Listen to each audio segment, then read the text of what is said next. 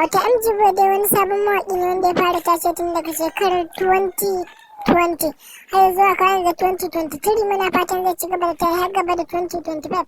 Assalamu alaikum warahmatullahi ta'ala wa barakatuh. Barkanku da zuwa tashar Wise ta Hausa TV. Tasha mafi shahara a arewacin Najeriya da ma faɗin duniya baki ɗaya.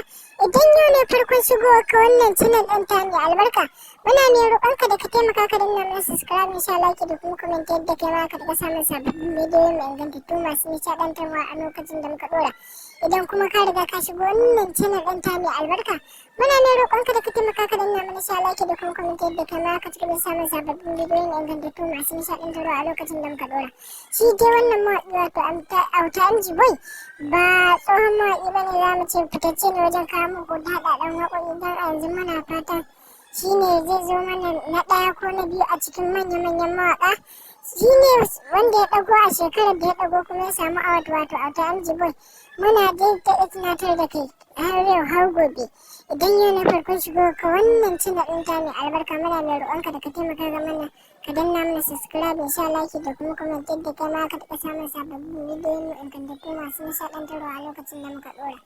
Idan kuma ka riga ka shigo wannan channel ɗin ta mai albarka, to haka muke so muna mai roƙonka da ka taimaka ka danna mana share, like da kuma comment yadda kai ma ka ci gaba da samun sababbin bidiyoyi mai ingantattu masu nishaɗantarwa a lokacin da muka ɗora. Shi dai wannan mawaƙi wato Auta MG Boy ya yi wannan waƙar ne a cikin wannan channel ɗin mai albarka wato Wise ta Hausa TV tare da jarumin Rahama Sadau. Kai dai abin da muke ɗaya tunatar da kai idan yau na farko shigo ka wannan channel ɗin ta mai albarka, muna ne roƙonka da ka taimaka ka danna mana subscribe, insha Allah da kuma comment yadda kai ma ka taɓa samun sababbin bidiyo mai ingantattu masu nishaɗantarwa a lokacin da muka ɗora. Idan kuma ka riga ka shigo wannan channel ɗin ta mai albarka, muna mai roƙonka da ka taimaka ka danna mana share, like da kuma comment.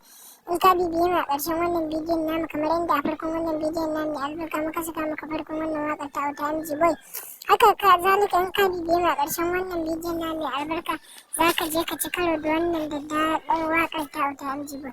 Abin da muke da ita tunatar da kai don yau na farko shigo ka wannan channel ɗin ta mai albarka, muna mai roƙonka da ka taimaka ka danna mana subscribe, insha like da kuma comment. Mun gode.